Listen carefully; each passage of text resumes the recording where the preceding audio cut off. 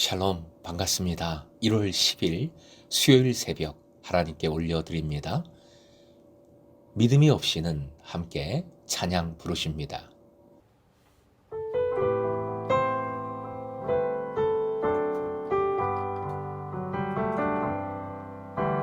주님, 제 마음이 너무 둔해서 주님을 볼 수 없습니다.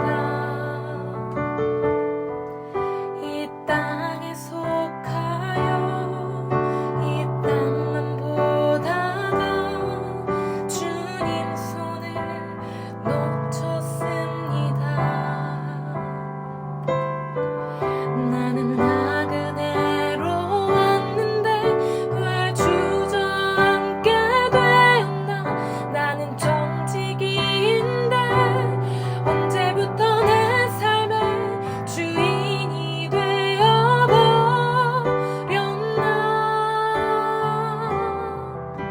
믿음이 없이는 기쁘시게 못하나니 고된 수고도 다 헛될 뿐이라. 믿음이 없어서 무너진 삶의 모든 자리에 다시 주님을 기다립니다.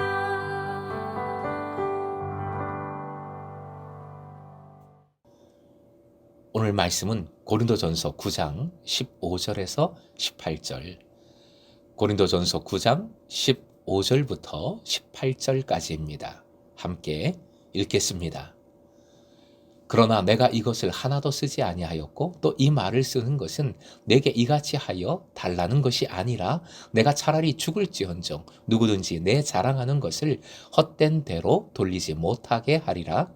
내가 복음을 전할지라도 자랑할 것이 없음은 내가 부득불할 일임이라. 만일 복음을 전하지 아니하면 내게 화가 있을 것이로다.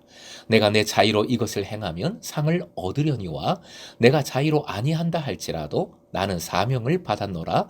그런즉 내 상이 무엇이냐? 내가 복음을 전할 때에 값없이 전하고 복음으로 말미암아 내게 있는 권리를 다 쓰지 아니하는 이것이로다.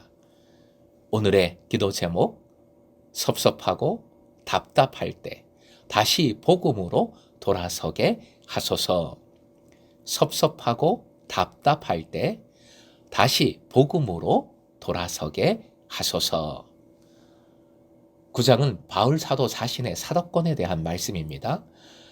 자기 얘기를 공식적으로 한다는 것은 정말 어려운 일입니다. 저도 설교를 하면서 말씀과 관련된 개인적인 에피소드는 얘기하지만 본문처럼 특히 이 경제적인 권리에 대한 얘기, 물질적인 얘기는 당연히 하지 못합니다. 할 수 없습니다. 하지만 바울 사도는 합니다. 하고 있습니다. 그것도 매우 노골적으로 하고 있습니다. 소위 섭섭하다. 당연히 내가 받을 돈을 좀 달라. 사도인데 예우를 갖추라 하는 그런 얘기가 아니기에 할 수 있는 것입니다. 이렇게 당당하게 하고 있는 것입니다. 목적은 하나, 복음이지요. 말씀으로 인한 성숙, 공동체의 성숙이 목표입니다. 오늘 본문으로 들어가 봅니다.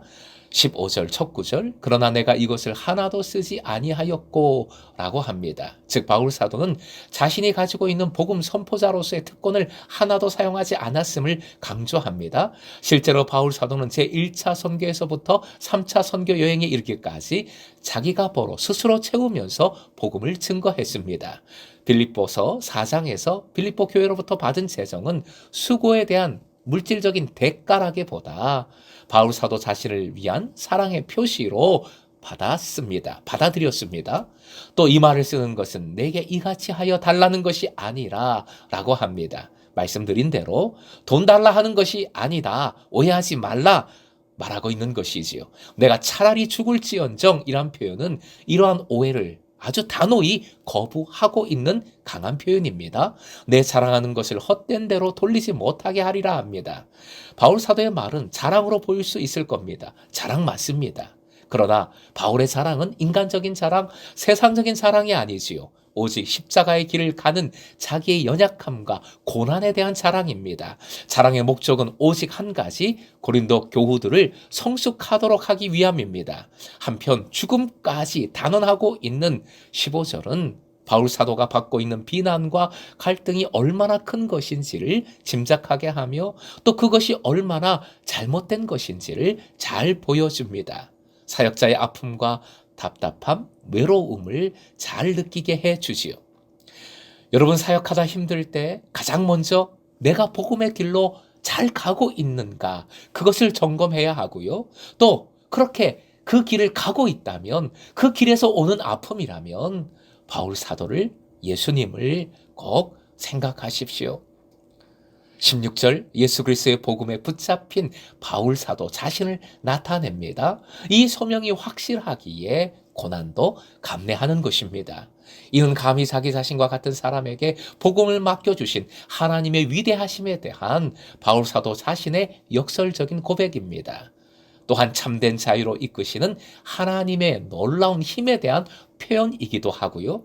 이것은 구약의 예레미야 선지자나 아모스 예언자를 연상시킵니다. 예레미야는 하나님의 말씀이 그의 중심에 불 붙는 것 같고 그의 골수에 사무친다고 고백했지요. 아모스도 하나님이 말씀하시기 때문에 자신도 말씀해야 함을 선포했습니다. 17절에서 소명의식이 더 확실하게 선포됩니다. 이 구절은 당시 자유인과 노예의 처지를 생각하면 쉽게 이해가 됩니다. 17절 제가 한 번 더 읽어드립니다. 내가 내 자유로 이것을 행하면 상을 얻으려니와 내가 자유로 아니한다 할지라도 나는 사명을 받았노라. 노예는 억지로 자기 일을 감당하는 존재이지요. 그러나 노예에서 풀려난 자유인이 자발적으로 주인을 위해 일하면 주인으로부터 보상을 받게 됩니다. 바로 그 말씀입니다. 나는 사명을 받았노라 라고 고백을 합니다. 시제로 보면 현재 완료 시제입니다. 과거로부터 지금까지 쭉 그렇다는 것입니다. 복음을 선포하는 직분은 하나님으로부터 위임받은 것으로서 바울 자신은 다만 하나님의 복음의 비밀을 맡은 청지기일 뿐입니다. 무익한 종의 영성을 보여줍니다. 무익한 종. 결국 바울 사도는 자신의 정체성을 오직 예수 그리스도의 종으로 여기고 있는 것이지요. 18절, 내 상이 무엇이냐라는 질문은 하나님에게 자기 상을 요구할 수 없다라는 의미이지요. 바울 사도는 복음을 증거할 때에 값을 받지 않고 값 없이 복음을 증거했습니다. 그 이유는 복음이 예수 그리스도를 통해서 자신에게 주신 하나님의 은혜, 가장 값진 은혜이기 때문이었습니다. 그래서 바울 사도는 역설적인 선포를 합니다. 즉 복음 증거로 말미암는 모든 보수와 상을 거절하고 오히려 자기의 권리를 쓰지 않는 것에 진정으로 자기가 받을 상이 있다라고 역설적으로 말하고 있습니다. 이것이야말로 바울 사도가 지닌 진정한 자유자의 모습입니다. 사랑하는 예배자 여러분, 바울 사도는 참 자유자의 면모를 보여주고 있습니다. 그는 하나님을 위해, 복음을 위해 모든 권리도 포기하고 모든 사람의 종이 되기를 자원하고 있습니다. 자처했습니다.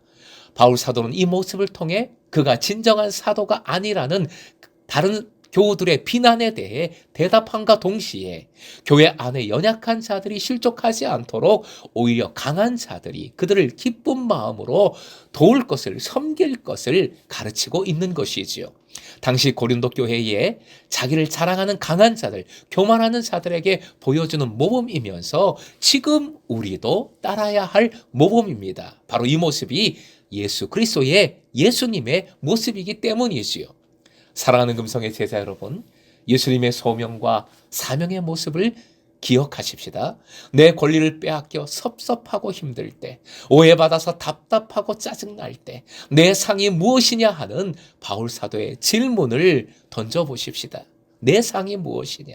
내 마음, 내 생각, 내 가질 것에 자꾸 침잠하게 될 때, 함몰하게 될 때 예수 그리스도의 종이요 청지기인 우리의 정체성을 다시 붙드십시다. 이 믿음을 통해 다시 주님을 본받아 사도 바울이 실천한 참된 자유를 누릴 수 있기를 소망합니다. 이 자유는 믿음으로 누리는 자유이지요.